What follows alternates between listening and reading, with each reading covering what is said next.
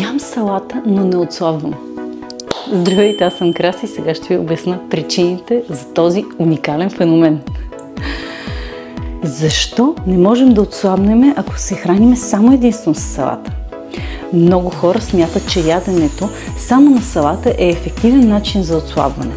Въпреки че салатите са здравословен избор и могат да бъдат част от балансираното хранене, ако разчитаме само единствено на салатите, за да отслабим, не винаги води до желаният ефект.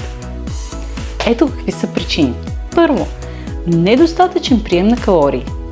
Салатите, в зависимост от съставките, обикновено са нискокалорични. Ако човек яде само салати, може да не получи достатъчно калории за поддържане на нормалната функция на тялото си. Тялото може да премине в режим на спестяване на енергия, което забавя метаболизма, за да компенсира ниския калориен прием. Това може да затрудни загубата на тегло или дори да доведе до нейното спиране, или с други думи – плато. Второ, липса на разнообразие от хранителни вещества. Въпреки че салатите могат да предоставят витамини и минерали, в тях често липсват важни макронутриенти като протеини и здравословни мазнини, които са ключови за поддържането на мускулната маса и регулирането на метаболизма. Липсата на достатъчно протеини може да доведе до загуба на мускулна маса вместо на мазнините в тялото, което от своя страна може да затрудни тотално вашето отслабване.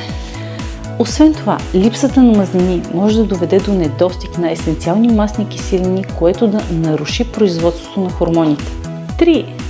Риск от монотонна диета. Консумацията на една и съща храна в продължение на много време може да доведе до хранителен дефицит и да направи диетата ви по-малко удовлетворяваща. Монотонността на диетата може да доведе до загуба на мотивация и дори да наруши вашият режим.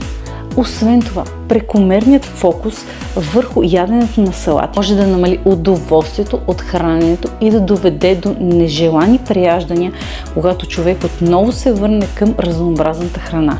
4. Неефективно управление на глада.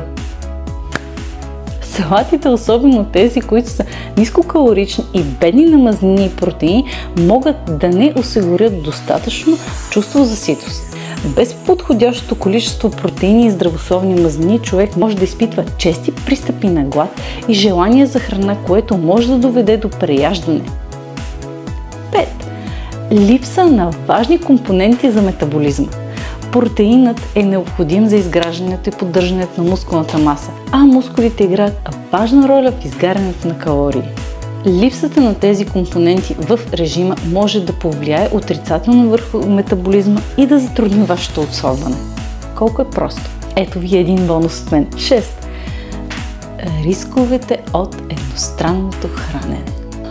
Ако вашият хранителен режим е основан само единствено на салати, има риск от нарушаване в баланса в различните хранителни групи. Важно е да се осигури прием на въглехидрати, протеини и мазнини от разнообразни източници, за да се поддържа оптимално здрави метаболизъм на цялото тяло.